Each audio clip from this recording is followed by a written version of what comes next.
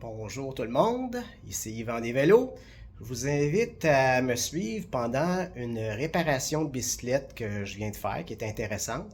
J'ai découvert plusieurs choses. J'espère qu'il va vous intéresser et qu'il va vous aider à en apprendre plus sur la mécanique des vélos et qu'est-ce qui se passe dans un atelier de vélo. Sans plus tarder, on s'en va dans l'atelier. Ici, on a un exemple d'un vélo que la cliente me dit que ça faisait 8 crevaisons qu'elle avait puis elle est un peu exaspérée. On la comprend.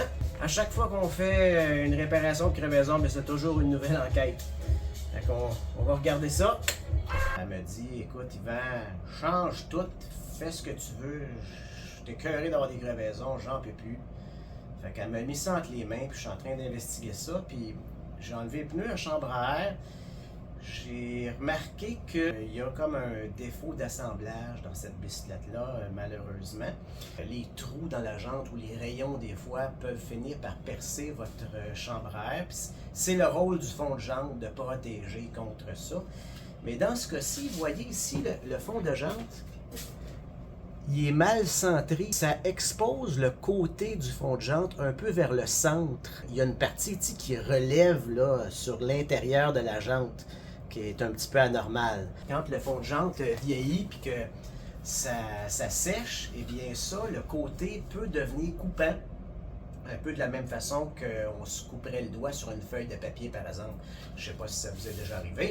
Ça, dans ce cas-ci, qui crée les crevaisons, va remplacer le fond de jante. Et puis, je vais faire bien attention qu'il soit bien centré pour plus que ça se reproduise. J'ai repéré un autre défaut d'assemblage ou de service après-vente. Ici, les petits barilets, ils tenaient sur la moitié d'un filet. Quand on ajuste les vélos neufs, il ne faut pas se mettre à dévisser ça. Il faut ajuster, il faut mettre la bonne tension dans les câbles tout en ayant ça complètement vissé. Fait que c'est une des choses qui sépare les mécaniciens élites des mécaniciens normaux. Voilà, j'ai repéré une autre problématique sur cette bicyclette-là. Vous voyez ici, vu qu'il n'y avait pas de graisse quand le câble a été monté, ça a commencé à figer. Puis là, la gaine a commencé à bouger quand la personne changeait les vitesses. Ça l'a débarqué. Puis là, ça l'a débarqué comme ça. Puis là, le câble, à force de bouger, a commencé à couper l'aluminium du cadre du vélo. Fait que, en tout cas, la conception, à mon avis, est douteuse. Je suis sûr que c'est pas le seul bicycle de ce modèle-là qui fait ça. Je suis certain. En tout cas, en plus, ils mettent des embouts de gaine en plastique. Fait que ça a contribué là, à ce que ça sorte. Le fit du plastique dans le trou n'était pas parfait. Vous voyez ici là, le dommage. Fait que qu'est-ce que je vais faire, moi, c'est que je vais y mettre des vraies gaines de vitesse de qualité là, avec des embouts en métal. Puis, écoutez, ça se répare pas malheureusement dans les bicyclettes que je vois, que je répare. Là, il n'y avait pas de graisse dans les câbles. C'est rare qu'il y en avait quand je l'ai défait, malheureusement. Pour qu'un câble de vitesse, si un cadre en aluminium, là, je veux dire, je sais pas, là, l'aluminium du frame, là, je suis pas convaincu. En tout cas, quand la cliente est venue me porter, c'est qu'il y avait un jeu dans les roulements de direction. Fait que ça se promenait d'en avant en arrière, comme ça, la fourche un peu, là, était lousse. Fait qu'en investiguant ça, j'ai démonté ça. J'ai remarqué que, vu que le vélo est pas vieux, puis c'est pas normal qu'il y ait du lousse comme ça, probablement que l'employé qui a monté la bicyclette à l'origine, il a trop serré la vis qui est sur le dessus ici. Fait que là, dans le fond, qu'est-ce que j'ai fait? C'est que j'ai rentré cette pièce-là comme il faut, puis je l'ai serré juste à la bonne pression, parce que ça, des fourches en carbone comme ça, faut exercer du discernement là, quand on assemble ça, puis quand on joue avec ça, parce que c'est beaucoup plus fragile. D'un autre côté aussi, la compagnie qui a conçu la fourche, elle aurait peut-être pu aussi rentrer cette pièce-là dans sa fourche de façon à ce que ce soit anti-pas bon mécanicien, là.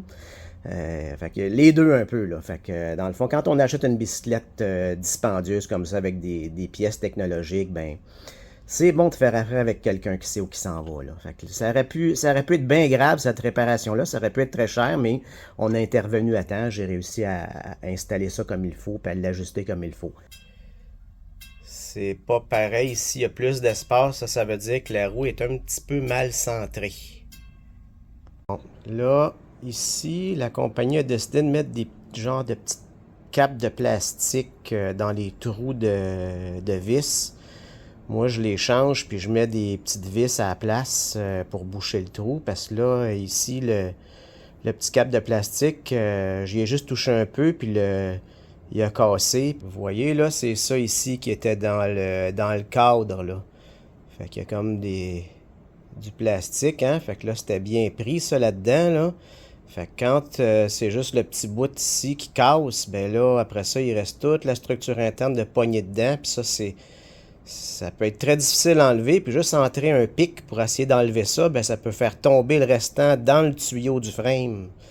Fait que c'est ça, regardez comment que ça fait beau. Moi, je travaille avec des belles vis en acier inoxydable, là. Puis je mets de la graisse sur mes filets. Fait que ça va faire un beau fini, puis ça va protéger le cadre contre l'humidité intérieure.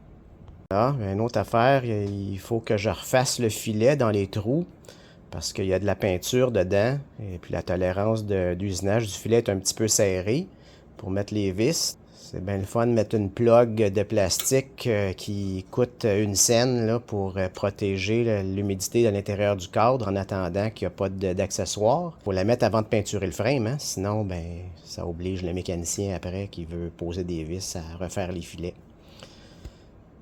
Moi, j'aime ça faire des belles jobs, hein. Je vais jusqu'aux plus petits détails. Fait que juste toucher la peinture, là, où est-ce que c'est graffiné. Tu vois, il est vraiment magané. Je vais lui poser un autre protecteur de haut-banc qui va venir protéger cette section-là ici. Alors, voilà ce que ça donne. Un beau protecteur de haut-banc. Un peu style carbone, un peu, là. Puis ça, c'est comme 4 à 5 fois plus épais que qu'est-ce qu'il y avait à l'origine. Fait que ça va vraiment bien protéger à long terme là, la peinture du vélo contre la chaîne ici. Là. Bon, ben, à mesure que j'avance, je découvre toujours d'autres défauts. Ça ici, ça c'est un défaut, je ne sais pas si c'est le client qui a touché lui-même ou si s'il a toujours été comme ça, mais en tout cas, la vis ici est beaucoup trop dévissée. Là. La chaîne ici, ça veut dire que la chaîne ici, elle peut débarquer entre le cadre et la guire. Elle peut sortir ici. Ça peut dérailler. J'espère que ça ne vient pas du magasin de même, là, parce que ça, c'est l'ABC du vélo, ajuster des dérailleurs. Là. J'espère que vous voyez bien ici, entre le disque et puis le patin de frein, il y a plus d'espace que l'autre côté. Fait que vous voyez le frein comme un petit peu mal centré, puis ça a pour effet que le rotor du disque il effleure le patin de frein. Puis ça, encore une fois, ça c'est à l'assemblage qu'on est supposé de voir ça. Vous voyez, je viens de l'ajuster là. Voilà, ça c'est bien ajusté là. Là, le rotor du disque est exactement dans le centre de l'étrier de frein. Tu sais, même 1 mm des fois un petit peu croche, là, ça fait une grosse différence dans la pression hydraulique du frein. Fait que c'est vraiment important de porter une attention vraiment minutieuse à ces affaires-là. Les mécaniciens qui n'ont pas beaucoup d'expérience, ben eux autres, ils ne voient pas ça, là, parce que c'est juste les gens minutieux qui voient ces choses-là. Là. Puis c'est vraiment des ajustements de précision, parce que c'est de la mécanique de précision. Vous voyez ici, le disque est un petit peu croche dans l'étrier du frein. Il est un petit peu voilé. Quand le client il freinait, ben ça le fait tordre un petit peu son rotor de disque. Fait qu'on va aligner son rotor de disque, puis on réinstalle la roue comme il faut. Un autre petit point technique ici dans la conception du vélo, le choix de la patte de dérailleur. On a 2 petites vis ici qui la tiennent sur le cadre du vélo. Fait que vous voyez ici, ces 2 petits trous-là, c'est les vis. Mais c'est ça le problème, c'est que c'est des petites vis. Et puis ces vis-là, le métal, la dureté du métal permet pas qu'on puisse serrer la vis très fort. On va desserrer avec le temps. Et puis quand même que je peux pas la serrer trop fort parce que le métal, le trou va s'arrondir au lieu de rester hexagone. Et puis, ben c'est ça, c'est comme il y a plusieurs pattes de dérailleur qui sont comme ça sur le marché. À un moment donné, ça va venir lousse, puis là, ça va casser. Petite affaire que moi, j'aime pas beaucoup de voir ça, mais on n'a pas le choix de vivre avec. La conception du vélo est faite pour cette pièce-là spécifiquement. Fait que quand elle va casser, on est obligé de racheter la même chose. ça ne s'upgrade pas. On est obligé de vivre avec ça. Je vais la resserrer un peu là, comme que je peux sans l'endommager. Puis il faut vivre avec ça toute la vie du vélo. Ici, il y a un pignon de cassette qui est très gros pour avoir une vitesse très facile. Mais avec un petit plateau puis un pédalier de route, le problème avec ça, c'est que là, je dois ajuster la vis de précharge du ressort intérieur du dérailleur au maximum, c'est-à-dire mettre de la tension dans le ressort au maximum juste pour que, quand on pédale, que les dents qui sont sur le galet n'entrent pas en contact avec les dents du pignon de cassette. Fait que, vous voyez ici, là, quand on pédale, on a un engrenage. La chaîne est comme emprisonnée entre le galet du dérailleur et le pignon de cassette. Mais écoutez, là, la distance entre la dent de galet et la dent du pignon de cassette, là, c'est un poêle, là, tu sais, puis l'ajustement est au maximum. Donc, c'est vraiment limite ça, comme conception parce que ça augmente de beaucoup la tension qu'il y a dans le ressort du dérailleur. Le dérailleur va se fatiguer beaucoup plus vite qu'un autre dérailleur. Et d'ailleurs, ce dérailleur-là, il y a 2 ans, puis il y a comme déjà du lousse. Il y a déjà du lousse de développer.